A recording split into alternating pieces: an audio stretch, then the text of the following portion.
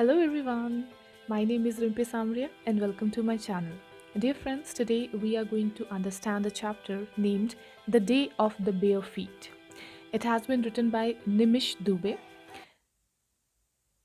So without any delay, let us start understanding this story. Alright, so here it is. It was July 29, 1911. The crowds were flocking towards the Calcutta football ground. Even though football was a passion in Bengal and more so in Calcutta, now known as Kolkata, this day was still a special one for the Bengali and indeed Indian football fans. So यहाँ पे बताया गया है कि ये आज का जो दिन है वो है 29 जुलाई 1911। वहाँ पे जो क्राउड है, जो वहाँ पे लोग इकट्ठा हुए हैं, they are flocking towards the Calcutta football ground. मतलब सब के सब एक झुंड बना के कैलकटा फुटबॉल ग्राउंड की तरफ जा रहे हैं। Even though football was a passion in Bengal, जो कि आज कोलकाता बोला जाता है, उस टाइम में फुटबॉल एक पैशन है, आज भी होता है, और still a special one for Bengali and Indeed Indian football fans. और हम सबके लिए फुटबॉल फैंस के लिए जो फुटबॉल है एक गेम है, ये हम सबका पैशन है, right? Next para says it was going to be a meeting between a club of a ruled country and a club that represented its rulers. तो ये एक मीटिंग होने वाली थी एक ऐसे क्लब के बीच में, फुटबॉल क्लब में, एक तो जो रूल्ड कंट्री है जिसके ऊपर रूल किया जा रहा है, और दूसरा जो उन पे रूल कर रहे हैं, उन दोनों के बीच की मीटिंग है यहाँ पे। A team that played bare feet, bearing one player, was going to play against a team that played with boots. यहाँ पर एक टीम जो कि बेयर फीट मतलब बिना जूतों के, जिन्होंने वो मैच खेला एक्सेप्ट वन प्लेयर, और वो उनके अगेंस्ट खेलने जा रही है जो बूट वाले हैं, जो बूट्स पहनते हैं। मोहन बगान of Calcutta were scheduled to play the East Yorkshire Regiment in the final of one of the country's biggest football tournaments, the IFA Shield. So यहाँ पे जो इंडियन टीम है उसका नाम है मोहन बगान। ये कैलकाटा से थी और इनका एक मैच जो है वो स्केड्यूल हुआ था ईस्ट यॉर्कशायर रेजिमेंट के साथ, जो कि बहुत ही अच्छी टीम है। One of the countries biggest football tournaments ये दोनों खेलने वाले हैं, जिसका नाम है IFA शील्ड। इन दोनों के बीच में मैच होना है, right? Next para says a few weeks ago, any thought of an Indian team reaching the final of the tournament would have been dismissed as pure fantasies. कुछ हफ्ते पहले भी अगर कोई ये बात करता कि इंडियन टीम फाइनल्स में पहुंच जाएगी, तो ये एक फैंटेसी होती, लाइक ये एक ड्रीम होता सबके लिए कि ऐसा तो शायद सपनों में ही हो सकता है। The IFA Shield has had been more or less dominated by British teams since its inception in 1893. तो ये जो IFA Shield टूर्नामेंट है ये 1893 में स्टार्ट हुआ था, और इसको सबसे ज़्यादा डोमिनेट मतलब सबसे ज़्यादा बार जो जीता था इसको, वो थी British team. So Indian teams had played but with limited success. Indian teams ने भी इसमें पार्टिसिपेट किया था पर उन्हें इतनी ज़्यादा सक्सेस नहीं मिली। And as team after team failed, a myth had been born, the British teams were impossible to beat. और जब ये टीम, जो ब्रिटिश टीम है, वो हर मैच जीतती थी 1893 से लेकर, तो एक मिथ बन गया था, मतलब एक तरीके का बिलीव बन गया था कि ये जो टीम है इसको बीट करना बहुत मुश्किल है, जो ब्रिटिश टीम है ये अनबीटेबल है। Okay, this year an Indian team had set about dismantling the myth. But ये जो मिथ था, ये इस साल, जो कि 1911 ईयर की बात हो रही है, इस साल इस मिथ को डिसमेंटल करना स्टार्ट कर दिया था एक इंडियन टीम ने। मतलब ये मिथ जो है अब वो पीछे छूटता जा रहा है। Although playing bare feet, the players felt that this allowed them to get a better feel of the football. The team had first thrashed St. Xavier's College, then defeated Rangers and made it to semi-finals by beating the Rifle Brigade. अब ये जो team है Mohan Bagan team, ये bare feet खेलते हैं, मतलब बिना जूते पहने ये खेलते हैं, except one of the players. Mohan बगान जो कि इंडियन टीम है, जो कि कोलकाता को बिलोंग करती हैं, इस 1911 के टूर्नामेंट में इन्होंने सबसे पहले सेंट जेवियर्स कॉलेज उनको डिफीट किया, और उसके बाद रेंजर्स को, और फिर वो सेमीफाइनल्स में आए by beating the Rifle Brigade. Okay, many had felt that was as far as they would go, as their opponents were the formidable Middlesex regiment, a very strong British team. और ज़्यादातर लोगों ने यही सोचा कि बस अब ये लोग यहीं तक आगे बढ़ सकते हैं, क्योंकि उसके आगे उनको खेलना किसके साथ पड़ेगा, मिडिलसेक्स रेजिमेंट, जो कि एक फॉर्मिडेबल टीम है। ये बहुत ही स्ट्रॉन्ग ब्रिटिश टीम है जिसको हराना नामुमकिन जैसा ही है। The match finished 1-1 and therefore had to be replayed 2 days later. और वो जो मैच था वो ड्रॉ हो गया था, और इसकी वजह से 2 दिन बाद दोबारा से उनका मैच होना था। Would Mohan Bagan repeat its heroics, or would the Middlesex players stifle their opponent's creativity? तो अब यहाँ पे सवाल ये था, क्या मोहन बगान अपनी ये जो हीरोइक्स उन्होंने आज के मैच में दिखाई हैं, क्या वो दोबारा से उसको रिपीट कर पाएंगे, या फिर जो मिडिल सेक्स के प्लेयर्स हैं वो अपने ओपोनेंट्स को अपनी क्रिएटिविटी से हटा पाएंगे और आगे बढ़ पाएंगे। मोहन बगान fans hope for the best but privately fear the worst. जो इंडियन टीम है उसके जो फैंस हैं उन्होंने होप कर रखा था कि हम जीतेंगे, बट उन सबको दिल में एक डर था कि इस टीम को हराना बहुत ज़्यादा मुश्किल है। Could their team hold its own against a British side for the second time in 2 days? और ये क्वेश्चन यहाँ पे ये था कि क्या उनकी ये टीम जो है, क्या वो 2 दिन के बाद दोबारा से इस ब्रिटिश टीम को हरा पाएगी, वो भी second time. The man who had saved Mohan Bagan a few days ago settled their nerves within a few minutes. A brilliant pass from Shivdas बहादुरी, मतलब ये जो कुछ दिनों पहले का मैच हुआ था, वो मैच शिवदास बहादुरी जो प्लेयर हैं मोहन बगान टीम के, उनकी वजह से ही ड्रॉ हो पाया था, अदरवाइज़ ये टीम हार चुकी होती। तो अब आज जो दोबारा से मैच हो रहा है उसमें a brilliant pass from Shivdas went through the Middlesex defense like a hot knife through butter and found Habul Sarkar whose shot ripped into the goal। और बहुत अच्छा एक पास दिया शिवदास बहादुरी ने, जो कि इतना सही पास था जैसे कि एक हॉट नाइफ किसी बटर के बीच में से निकल जाती है आराम से, और वो हबुल सरकार की तरफ गया और उसने एक बहुत अच्छा गोल रिप कर दिया दूसरी तरफ। The fans were exultant, Mohan बगान वॉज लीडिंग। फैंस बहुत खुश हुए क्योंकि मोहन बगान अब लीड कर रही थी। Barely had Middlesex recovered from the shock when the Shivdas himself had scored a goal to double the lead. और अभी उन्होंने दूसरी टीम ने रिकवर भी नहीं कर पाए थे, जो मिडिल सेक्स टीम थी वो रिकवर भी नहीं कर पाए थे इस शॉक से कि उनको एक गोल का लॉस हो चुका है, कि शिवदास बहादुरी ने दूसरा गोल कर दिया। When Kanu Roy smashed a free kick past a helpless and by now shell-shocked Pigot, it was not just Calcutta but the entire nation that erupted in joy। और जो तीसरा गोल किया वो कानू रॉय ने किया, और उससे जो पूरा नेशन था वो जॉय से इरप्ट हो गया, जॉय से भर गया। An Indian team had reached the final of the IFA Shield, and that too by thrashing a British team by 3-0। और ये बहुत बड़ी बात थी कि एक इंडियन टीम जिसका नाम है मोहन बगान, जो कि कोलकाता से बिलोंग करते हैं, वो IFA शील्ड के फाइनल्स में पहुंच चुकी थी, और उन्होंने एक बहुत ही स्ट्रॉन्ग टीम जो कि ब्रिटिश टीम थी उनको 3-0 से हराया था। The way in which Mohan Bagan had won the match had also raised expectations। जिस तरीके से उन्होंने ये मैच खेला उससे हर किसी की एक्सपेक्टेशंस बहुत बढ़ चुकी थी। A narrow win could have been put down to good luck or fortune. A 3-0 victory was a different matter। अगर वो किसी एक पॉइंट से सिर्फ जीते होते तो इट वाज लाइक क्या पता उनको उनका लक अच्छा था कि वो जीत गए, पर ये जो विन था वो 3-0 से था, मतलब उनकी परफॉर्मेंस बहुत अच्छी थी, तो उनसे जो एक्सपेक्टेशंस थी वो बढ़ चुकी थी इस बार। As the newspapers carried news of the match to other parts of the country, surprise was slowly giving way to pride।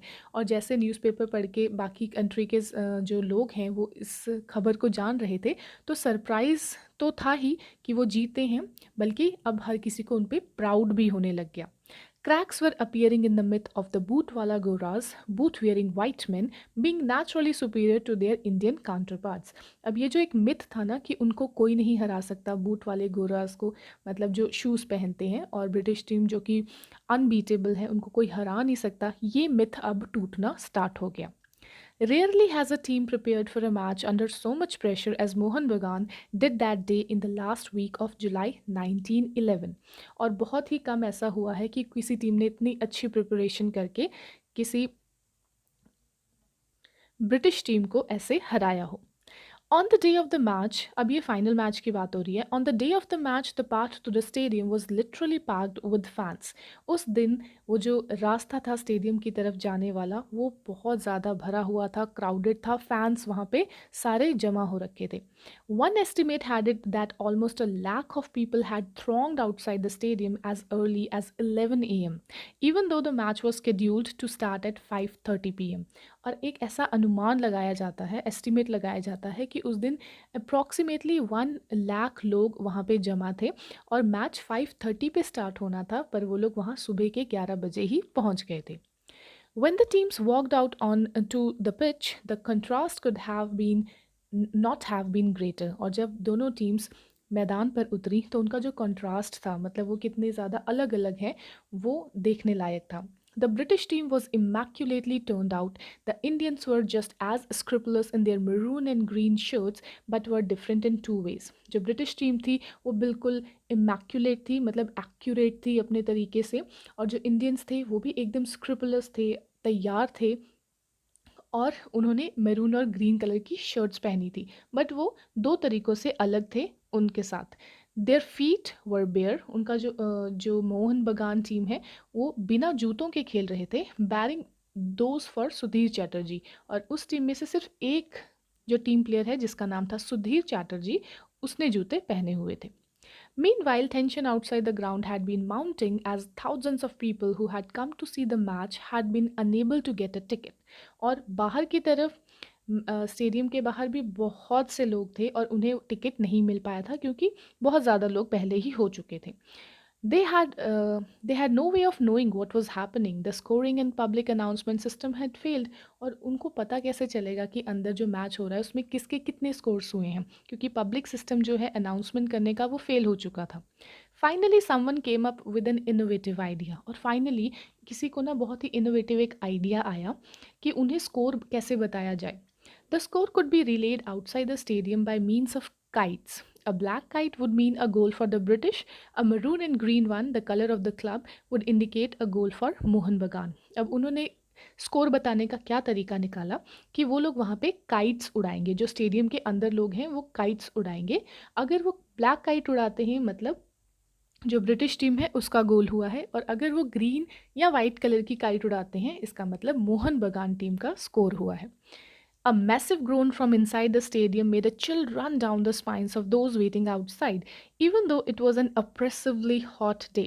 अगर स्टेडियम के अंदर बैठे हुए लोग दुखी होते हैं, कोई चीज़ जैसे मिस हो जाती है और पूरे स्टेडियम के लोग दुखी हो जाते हैं, तो उनकी आवाज़ से ही स्टेडियम के बाहर बैठे हुए जो लोग हैं वो एकदम से डर जाते थे। A few minutes later, the groan found its echo outside the ground too, as a number of black kites went up into the sky। और कुछ मिनट के बाद बाहर के लोग भी दुखी हो गए क्योंकि उन्होंने देखा कि हवा में ब्लैक कलर की काइट लहरा रही है। इसका मतलब कि इस बार गोल किसने किया है? ब्रिटिश टीम ने। दैट्स वाई जो इंडियन फैंस थे वो दुखी हो गए। इसका मतलब पहला गोल किसको मिला? ब्रिटिश टीम को। East Yorkshire regiment had taken the lead. Jackson there captain had scored from a free kick.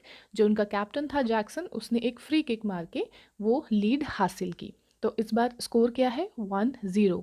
1 है ईस्ट यॉर्कशायर रेजिमेंट का और 0 है मोहन बगान टीम का स्कोर। The goal seemed to inspire the British team. और इस गोल की वजह से जो ब्रिटिश टीम है वो बहुत ज़्यादा इंस्पायर हो गई। The second half how ever change that. But जब मैच का सेकेंड हाफ स्टार्ट हुआ तब ये चीज़ चेंज हो गई। The break had given the Mohan Bagan players a chance to reassess their strategy। और ये जो ब्रेक होती है इसके बाद उन्होंने अपनी स्ट्रैटेजी को रीअसेस किया कि हमने कहाँ गलती की है और हम उसे कैसे सुधार सकते हैं। It was then that Shivdas Bahaduri decided to take matters in hand. और उसके बाद जो शिवदास बहादुरी थे उन्होंने सोचा कि अब मुझे मैटर अपने हाथों में लेना पड़ेगा अगर हमें जीतना है। The Mohan Bagan captain coolly strolled in front of the Yorkshire goal as if on a leisurely walk। और जो मोहन बगान के कैप्टन हैं और वो बहुत ही आराम से ऐसे चल रहे थे मैदान के बीच में जैसे कि कोई वॉक कर रहा होता है आराम से। What however terrified the British players was the fact that Bahaduri was not alone on this stroll। At his bare feet was the football। कि वो अकेला नहीं चल रहा था उस स्ट्रोल में, वो जो वॉक कर रहा है उसके साथ थी football. Before any of the English players could move in to tackle, Bahaduri let her rip a shot of such power that no goalkeeper on earth could have saved it, let alone the man in the East Yorkshire goal. और जैसे ही दूसरी team ने, जो Yorkshire team है, उन्होंने देखा कि वो उसके पास फुटबॉल है और वो बहुत आराम से उनके बीच में से निकल रहा है और वो उसको टैकल करने की कोशिश भी करते, उसी टाइम जो बहादुरी है उसने एक बहुत ही बढ़िया सा गोल कर दिया जिसे शायद दुनिया में कोई भी नहीं बचा पाता। सो इस तरीके से अब मोहन बगान टीम ने भी 1 गोल हासिल कर लिया। तो स्कोर कितना हो गया? 1-1। The ball shot into the net. There was a stunned silence for a second. कुछ टाइम के लिए एकदम से सन्नाटा पड़ गया। Then a vast dam of noise burst. Maroon and green kites dotted the sky. Strangers inside and outside the ground embraced each other. Mohan Bagan was alive and kicking. और उसके बाद जो बहुत ही खुशी वाली जो चीखें थी वो स्टेडियम के अंदर गूंजने लगी और उन लोगों ने ग्रीन और वाइट कलर के मरून और ग्रीन कलर की काइट्स उन्होंने आसमान में उड़ानी स्टार्ट कर दी और इससे सबको पता चला कि मोहन बगान बहुत अच्छे से खेल रही है। Now with 3 minutes left both team seems to have settle for a draw and replay.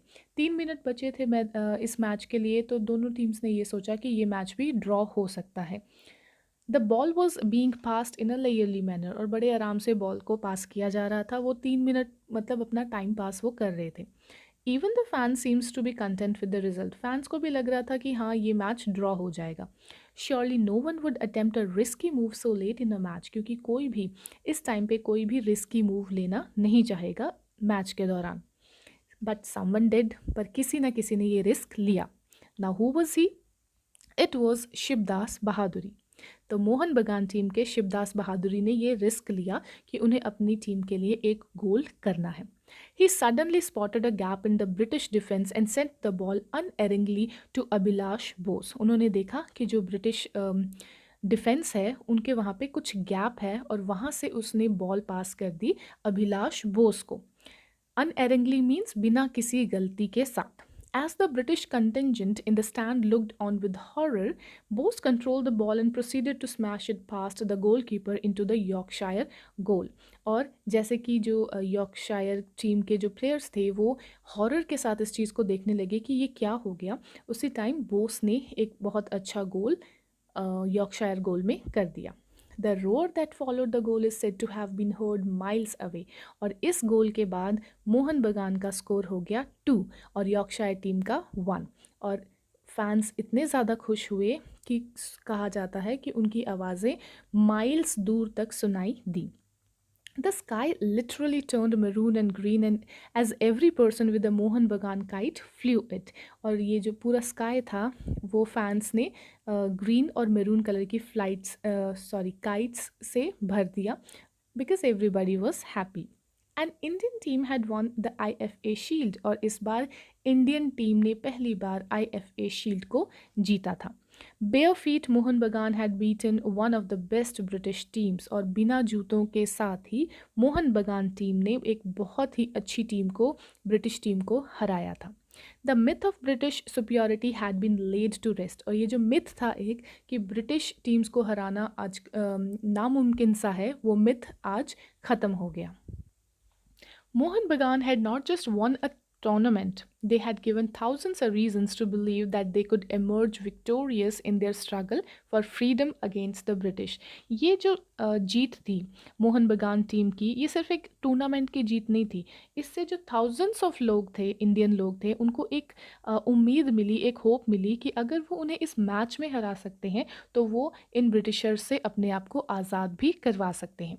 In fact, so concerned were the British at the celebrations that followed the Mohan Bagan victory that one diplomat was known to have remarked, "If this is the kind of reaction their winning the shield one gets, we might as well have to leave the country when they win it a second time."